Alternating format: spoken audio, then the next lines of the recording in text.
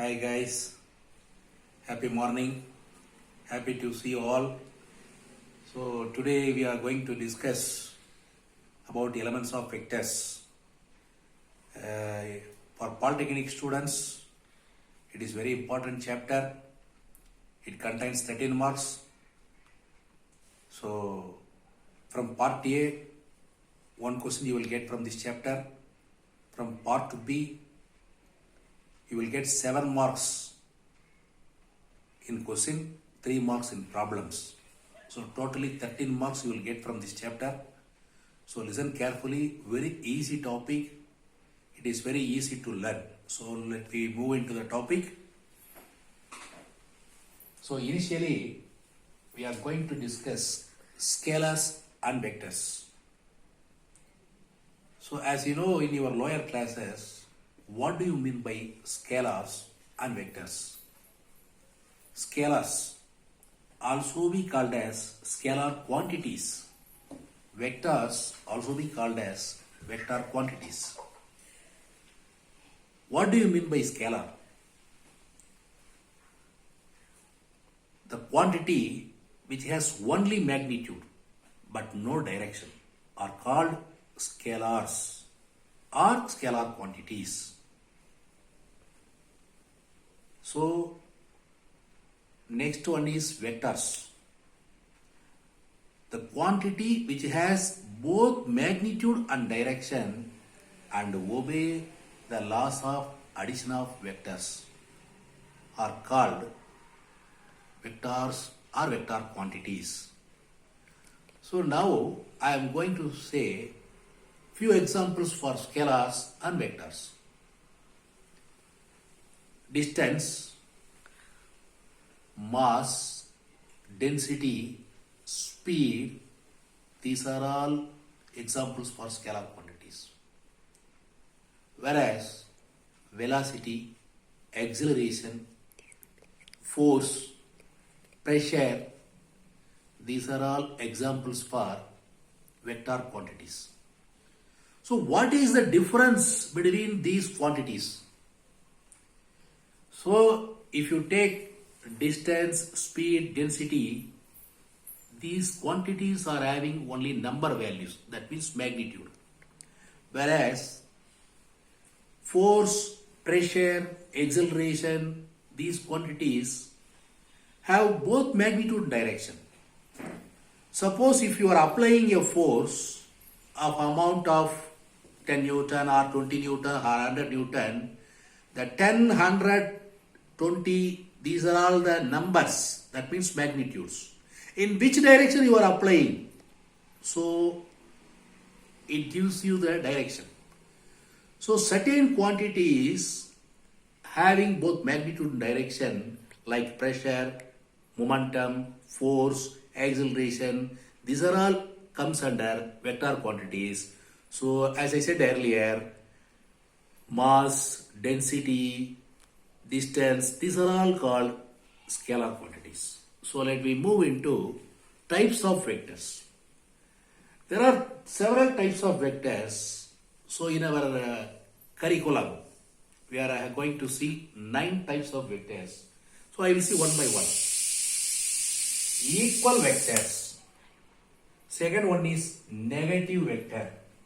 Third one is null vector, and it can also be called as zero vector. The next one is unit vector. Fifth one is proper vector. The next one is like vectors. Next one is co-initial vectors. Next one is coplanar vectors. Next one is position vector. So I will tell you one by one.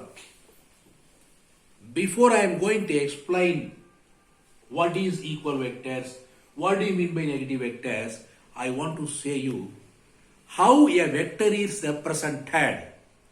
Suppose in mathematics, if you are writing AB, if you are drawing a small line segment on top of AB, it gives you the length. AB mentions 10 centimeter. That means the length of the line AB gives you how much length it is, that means 10 centimeter. But when we are representing a vector, we are not drawing a line with an arrow mark. So a vector is represented by a line with a arrow mark. So the length of the line indicates the magnitude and the arrow mark indicates the direction. So a vector is represented by a line with an arrow mark. So the length of the line indicates magnitude and the arrow mark indicates the direction. So a vector is represented by a line with a arrow mark. Don't forget. So let me move into one by one. What are the types of vectors? Equal vectors. Suppose if you are taking A vector and B vector, when you will say these vectors are equal. Suppose if it is A vector, it is A vector. If it is B vector. So here you see A and B both are having same magnitude. That means the length of the line is same. And the direction of these two vectors are also same. So the vectors having same magnitude and same direction, they are called equal vectors. So listen carefully. Same magnitude, same direction. So the A and B are called equal vectors. Don't forget, same magnitude and same direction. The next one is negative vectors. A small change from earlier one. So listen here. So here A vector, B vector. Here vector B is of same size as similar to A. That means A and B are equal. But the only difference is the direction of A is opposite to the direction of B. So we can call B is the negative vector. B is the negative vector of A. Otherwise, we can also call A is the negative vector of B in other direction. So you can learn in one way. It is enough. So B is the negative vector of A because they are having same magnitude but with opposite direction. So they are called negative vectors. Next one is null or zero vector. Null. What is the meaning of null? Nothing. That means zero. Null or zero vector. A vector whose magnitude is zero is called null or zero vector. How you will understand null or zero vector? Suppose A is the vector whose magnitude is 0. Whose magnitude is 0. How you will take the magnitude of vector A? That we will see at the end of this chapter. When I teach problems in this chapter, I will explain how to take the magnitude of a vector. That means we have to take modulus of the vector will give you magnitude. So if you are taking mod A, if it is 0 value, if we are getting 0 value, then vector A is called null or zero vector. Unit vector. So as early in the earlier case, what we have seen, a vector whose magnitude is 0. Here in unit vector, a vector whose magnitude is 1. Unit, it gives you the value 1. So a vector whose magnitude is 1 is called unit vector.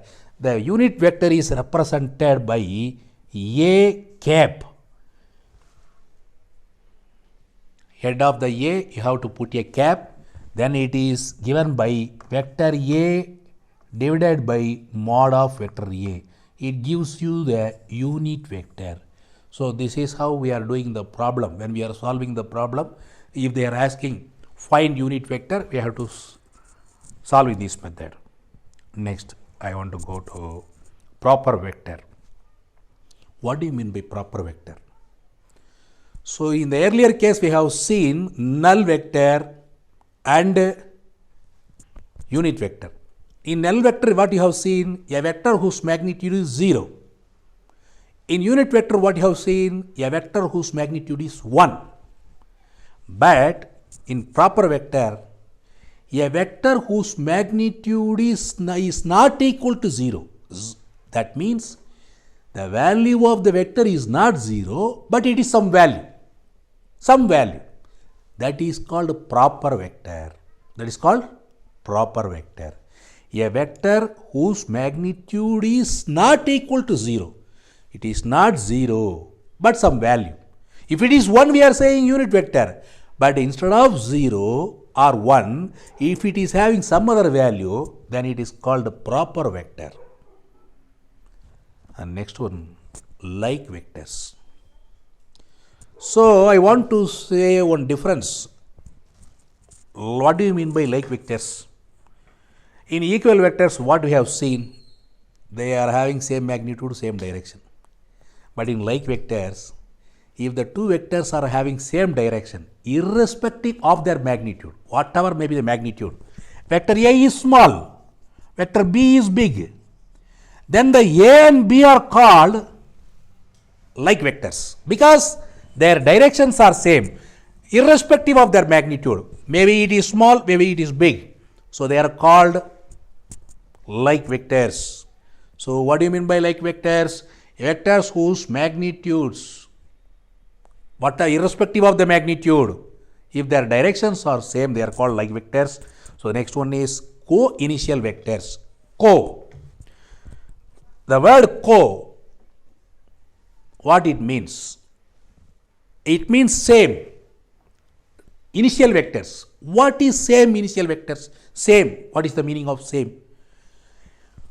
Vectors whose initial points are same, that is called same. That means from a point, A vector is arising and B vector also starting from the same point. So, A vector is starting from a point, B vector also starting from the same point. Then A and B are called co-initial. That means the two vectors are having same starting point, that means initial point. They are called co-initial vectors.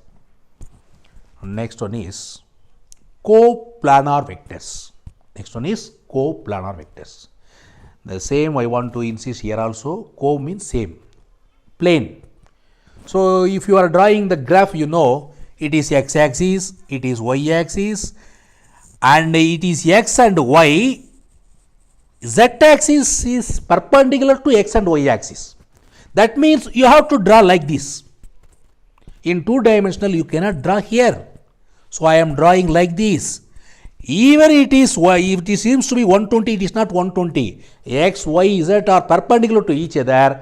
The angle between the each axis is only 90. Keep it in mind. So, x, y, it is x, y plane. It is y, z, it is y, z plane. It is x, z. So, there are three planes. What do you mean by coplanar? If A and B vectors are lie in the same plane, lie means it exists. So, the action of vectors lie in the same plane, then they are called coplanar vectors. That means A vector and B vector, they lie in xy plane. Suppose C vector and D vector, they lie in xz plane. They are called coplanars. So, whatever the name you are giving, doesn't matter. If two vectors are lying in the same plane, they are called coplanar vectors. Next one is position vector. See, I want to explain position vector. So, I am just cleaning this board. Just wait for some time. I want to explain. So, it is x-axis, it is y-axis, x, y. So, I want to say the definition first, then I will explain here. A vector which specifies the position of a point with respect to a fixed point. Suppose it is the origin. So, when you are plotting the graph in lower classes, what you are doing, see, in x-axis you are taking scales 5, 10 or 15. So, it increases by 5, 5, 10 or 15, 20. It increases by 10, 20, 30. Okay, let it be. So, if you want to plot 10 comma 20. So if you want to plot 10 comma 20, what you are going to say, do? 10 you are taking from x-axis, 20 you are taking from y-axis. So 10, 20. So it meets where? It meets here. So this point is called 10 comma 20. So in the same way, in x-axis I am taking x, whatever may be the number. In y-axis I am taking y. So this point, that means p of x comma y, it specifies the position of a point with respect to a fixed point. What is this fixed point? This fixed point is called origin. So a vector which specifies, that means indicates, position of a point with respect to a fixed point is called position vector.